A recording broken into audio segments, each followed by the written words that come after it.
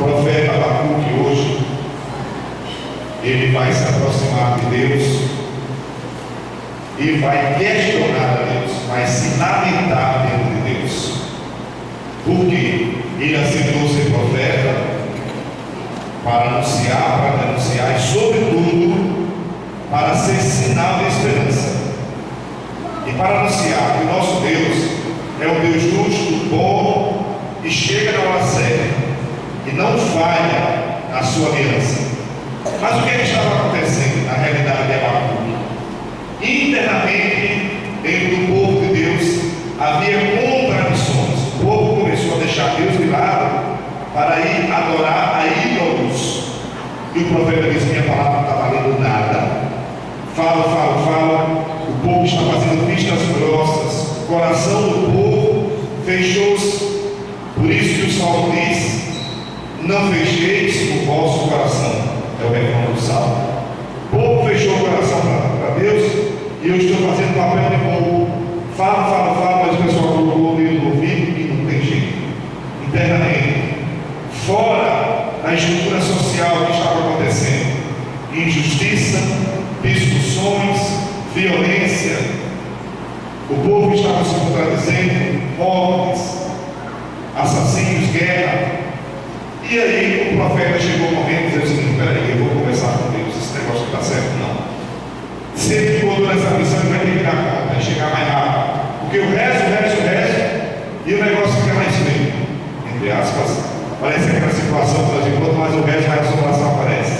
Esse é um pensamento humano, né, que a gente precisa dar um valor, não fica muito ideológico, precisa pensar um pouquinho. Então Deus aproveita, respeita a lamentação do profeta, respeita a briga do profeta, porque ele está passando por uma situação limite, uma situação existencial, mas uma coisa bonita: ele confronta Deus, mas não afronta, é diferente. Ele confronta, briga com Deus, tem uma quebra de braço com Javé, mas ele não blasfema contra Deus. Aqui está bonito. Então, Deus vai dar 3 palavras fundamentais como resposta a esta briga, essa queda de braço de Abacuque. Primeiramente, falou assim: glória a Deus. Primeiramente, tenha calma. Ou seja, mantenha a constância na sua oração, na sua prece. Uma palavra: seja perseverante com o joelho no chão. Não desanime. Não perca a esperança. Constância é a palavra. Segunda coisa fundamental: não perca a fé. Ter fé de vez em quando, às vezes a gente entra em meios escuros, em noites escuras, mas ter fé significa acreditar naquele que sempre esteve ao nosso lado e nunca falhou. Constância e uma fé firme na palavra. Depois, Deus falou: olha o seguinte, a violência vai passar, a justiça vai chegar, agora não no seu tempo, no meu tempo. Tenha calma, tudo a seu tempo será resolvido, tenha calma. Aí o profeta Abacuque, ele então se inclina diante do Senhor e respira. E Deus, ele diz assim: os justos viverão pela fé.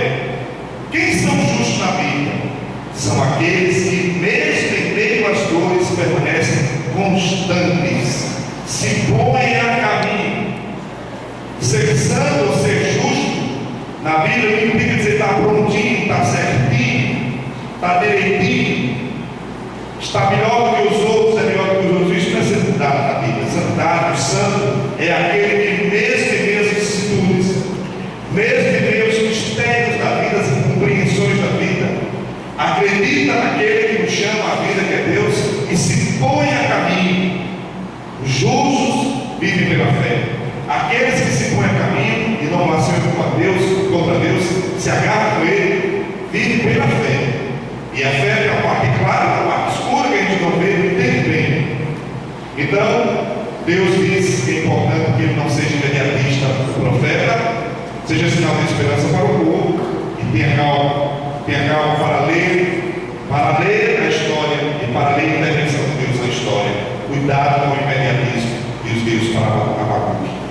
No Evangelho é a mesma coisa. Os apóstolos estão um pouco apavorados,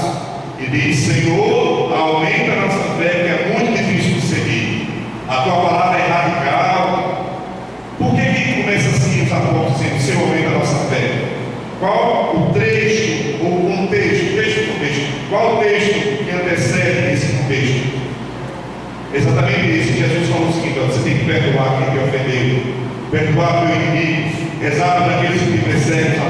Senhor, o Senhor perdoa, porque é Deus, mas nós somos de carne e osso, o negócio é difícil. Perdoar quem pecou contra a gente, ou quem fez alguma coisa errada, é difícil. Então Jesus falou: se vocês tivessem a fé do tamanho do grão de mostarda, quem já viu o grão de mostarda? Ele é menor que uma cabecinha de alfinete. Então, ali ó, chegou na Terra Santa. Na Terra Santa ele vai tem os grãozinhos de mostarda, que é bem pequenininho, né? Bem pequenininho, uma semente minúscula, mas lançada ao chão, ela fica bonita, viçosa, fica um corpo, lisa. Nossa fé é apertadinha, minha gente, olha, é igual ao nosso juízo, pequenininha, é pequena demais, de vez em quando ele está oscilando. Então Jesus diz o seguinte: olha, vocês trabalhem, lutem, não percam a esperança, lutem nessa vida, não desanime não, que eu vos darei uma fé segura, firme. Os justos viverão pela fé, e lutem quando chegarem no final da história, vocês dirão: fizemos o que devíamos fazer, somos servos e lutem, tudo está em tuas mãos, Senhor. Meus irmãos, aqui está uma boa leitura para a nossa vida. Primeiro, nas situações limites da nossa vida. Depois, nos momentos existenciais difíceis, quando a gente diz: Senhor, você está tardando, Deus está demorando demais em fazer justiça por mim. Eu procuro ser fiel, eu anuncio o nome dele, eu procuro trabalhar, eu procuro ter uma vida animada e firme, não obstante os meus deslizes, as minhas rabiadas na vida, mas eu procuro pelo menos escutar: você está tardando demais. Desde quando ele diz assim, está demorando muito. E o pior é o seguinte: às vezes ele diz: mas meu Deus, fulano de tal é assim, aí eu até juro, fulano de tal é assim, mas parece que eu tenho embora para ele. Eu que pelo menos procuro ser certinho, Zé. O negócio demora. Tudo para mim é difícil. Não é assim que ele diz? Tudo para mim é difícil. O Senhor vai responder com aquelas 3 palavras que ele dissera lá. Primeiro, mantenha-se constante, joelho no chão e esperança. Depois, fé. Agora eu tenho que pedir essa fé ao Senhor. Uma fé sólida, uma fé firme na palavra. Essa só é verdade, que a nossa é menorzinho do que o plano do Senhor. Já pensou? O plano do chave, qualquer coisinha de pé, imagina que é menor do que ela. Menor do que a cabeça de alfinete é complicado. Significa que a fé é complicada, é frágil demais essa fé. É fragmentada. Então precisamos todo dia repetir essa palavra: Senhor, eu creio, mas aumentar a minha fé. Senhor, não deixei, não deixei que eu blasfeme, que eu vacile, que eu deixe de acreditar. Porque se contigo é assim, imagine sem ti. Se contigo é assim, imagine sem ti.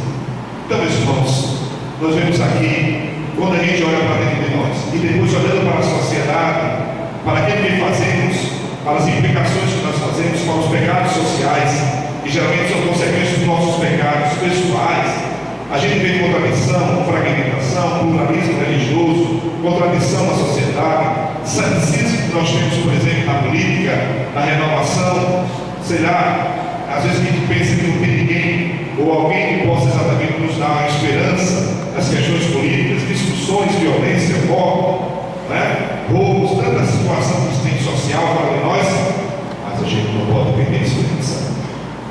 Jamais perder a esperança e lutarmos sempre, mantermos constantes. Vamos começar a desconfiar do ceticismo e o negativismo chega muito forte, né, gente? E a gente começa a falar, discursar. Quando a gente fala muito que é escutar Deus, a gente fica calado. Você está falando demais, eu espero você terminar. Não é isso? É assim que a gente faz. Quando a gente está falando muito na discussão, o outro tem que ficar calado, tá bom? Quando você terminar de falar, eu falo. Assim também na oração. Fala, discurso, e a gente fica cego, porque as dores existenciais e as dores sociais nos atingem. Nós não somos tão alienados e tão sensíveis para aquilo que acontece em nosso derredor. Mas o justo vive pela fé, ou seja, aquele que se põe a caminho para seguir o Senhor e confia nele, tem que manter viva a esperança para não desanimar, nem blasfemar, nem entregar os pontos, nem chutar o alvo. Manter a constância, a fé e, sobretudo, manter-se continuando, trabalhando para que o reino de Deus aconteça sempre. O desespero é perigoso, a depressão é complicada, peçamos sempre ao Senhor coragem para termos a autoestima no lugar, sobretudo não perder a esperança, insisto, e a fé. A pessoa sem fé é derrotada. Louvado seja nosso Senhor Jesus Cristo.